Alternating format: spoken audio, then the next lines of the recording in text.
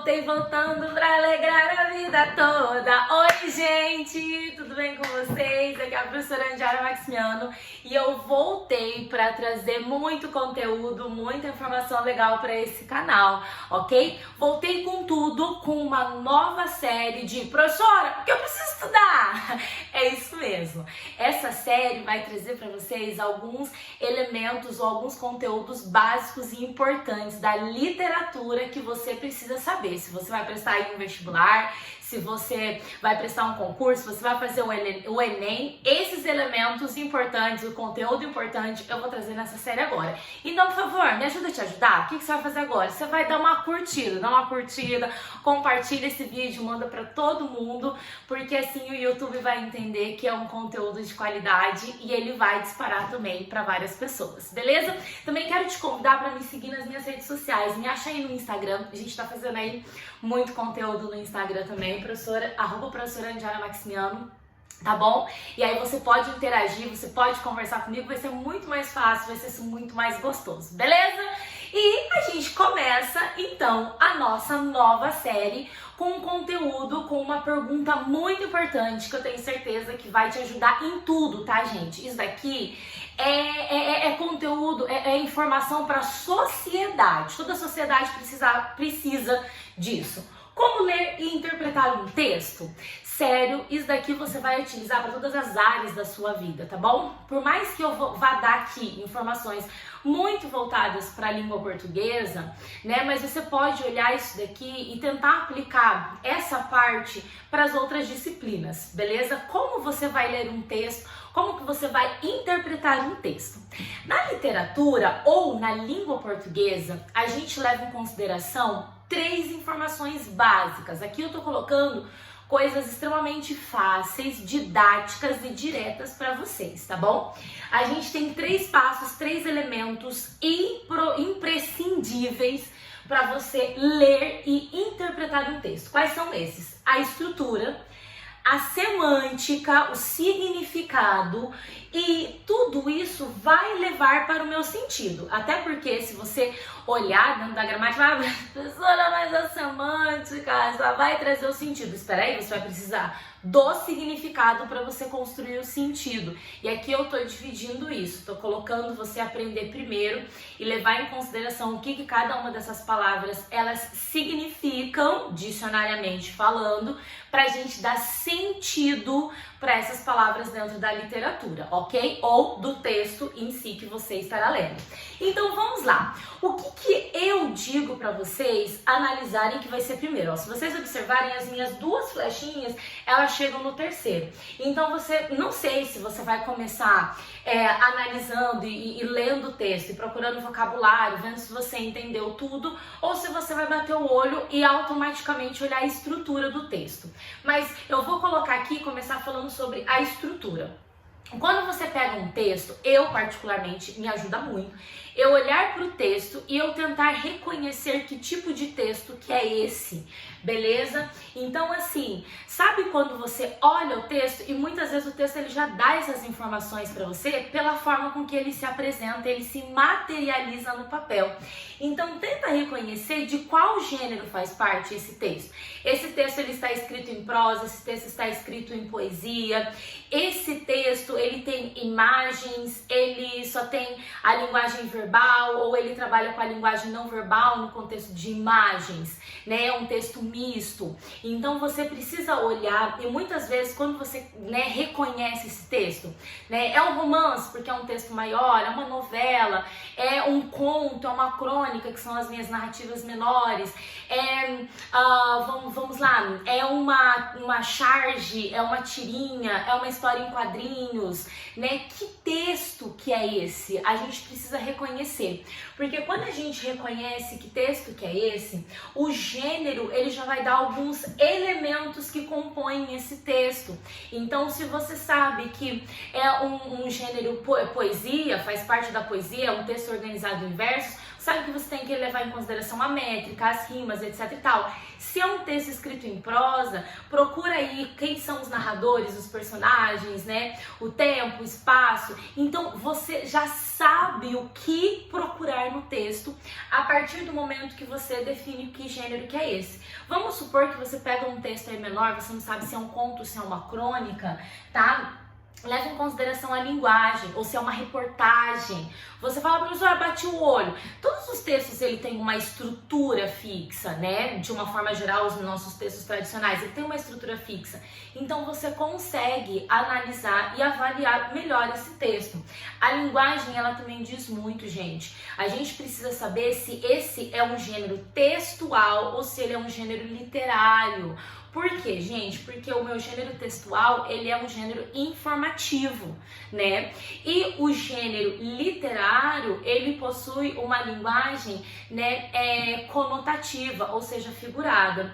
Então, você pode aí trabalhar muito quando a gente trabalha com nossos textos literários, com figuras de linguagem, com um sentido diferente que eu posso dar para as próprias palavras. Olha que bacana! O gênero já diz para mim, muitas vezes, qual é a linguagem que eu vou utilizar, a forma com que eu vou olhar esse texto, essa construção do texto. Então, isso é extremamente importante, você reconhecer com que texto que você está trabalhando, com que qual linguagem você tem, e aí você vai, né, já construindo determinadas perguntas e respostas dentro do seu próprio processo interpretativo. Reconheceram? Então, vamos supor, eu trabalho com romance, e aí você fala assim, nossa, então eu vou analisar os elementos dentro de um romance. Ai, professora, eu trabalho com a tirinha, então você tem que ver o que o personagem está falando, mas também como que o desenho está construído. Então, tudo isso, gente, tudo isso são perguntas que você faz, né, para o texto, e ele já vai te trazer respostas, ok? Ok? Entenderam como que funciona essa parte estrutural? Essas respostas, elas vão colaborar para o sentido do nosso texto, beleza? Quando a gente fala na parte, então, agora vamos levar o elemento número 2, a parte semântica. Deixa eu colocar aqui um exemplo, deixa eu colocar um exemplo para vocês. Vamos fazer de conta que a gente está analisando uma poesia. Essa poesia é um soneto decassílabo com rimas ricas, extremamente elegante, extremamente rico, extremamente fino, né? Tem rimas ricas, né? Um vocabulário muito elaborado, muito elevado. Olha só, peraí, vamos lá que eu já estou entrando no vocabulário, né? A estrutura com as rimas ricas, né? Eu tenho rimas toantes, rimas ricas.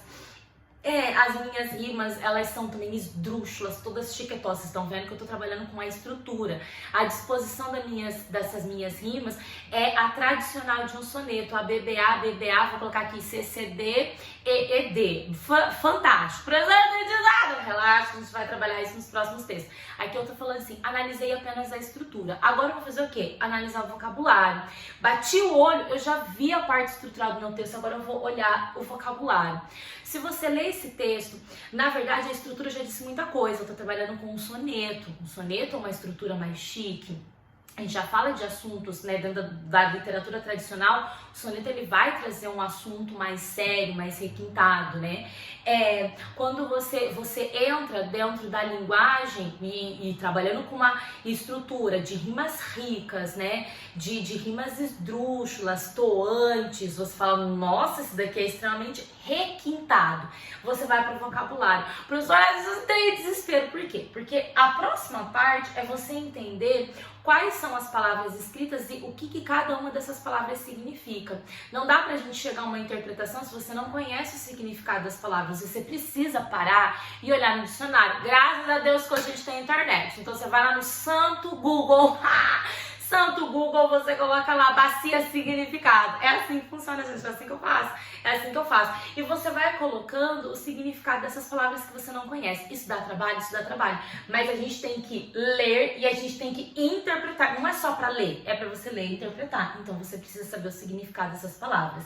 E depois, quando você fizer tudo isso, analisou a estrutura, analisou o significado, a gente vai chegar no sentido.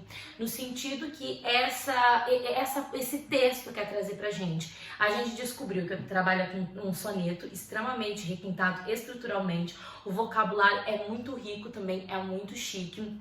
Aí a gente vai pro sentido. Quem que fala? Quem que escreveu esse texto? Vou colocar aqui exemplo. Olavo Bilac. Gente, isso já significa muita coisa. Por quê? Porque o Olavo Bilac, ele faz parte aí do parnasianismo. Ele é o maior escritor, o maior poeta do parnasianismo. Ele trabalha com uma estrutura muito requintada, um vocabulário muito requintado. O movimento literário é muito requintado, é muito elite, é muito elite, é muito elite. Então, o que ele fala, né?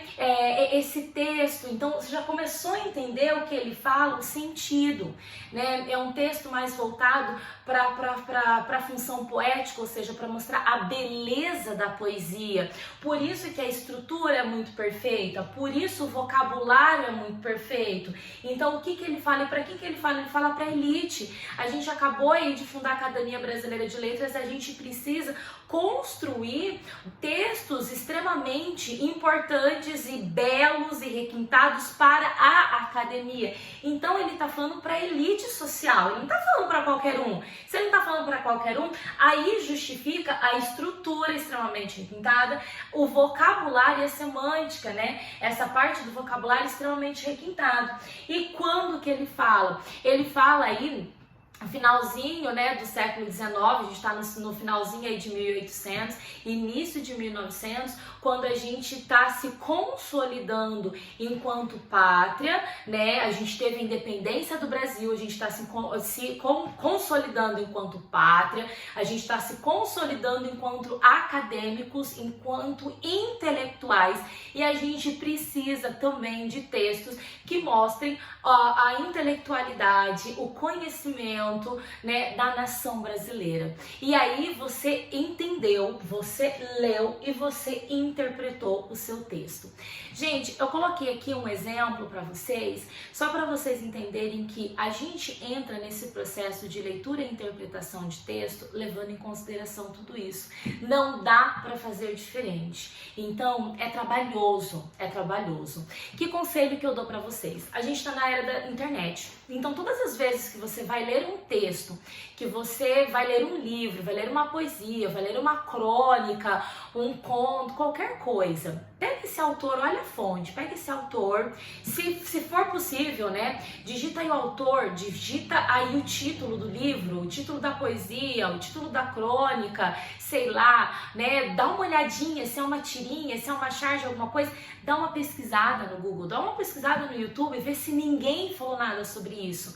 E se encha dessas informações antes de você ler um determinado texto. Isso vai te ajudar muito a ler e conseguir interpretar. Senão, o que vai acontecer com você? Você só vai ler. Você só vai ler o texto e você não vai interpretar. E você vai estar nadando sem sair do lugar. Então, vamos nos ajudar? Vamos nos ajudar? Mais uma vez, muito obrigada por você ter ficado comigo até o final. Se você, né, adquiriu conhecimento, dá um like, compartilha com os amigos e já aperta aí no sininho, tá? Aperta aí no sininho para que quando chegar o meu próximo vídeo, você já receba essa informação de primeira mão. Beijinhos, beijinhos e até a próxima aula. Até o próximo vídeo. Tchau, tchau.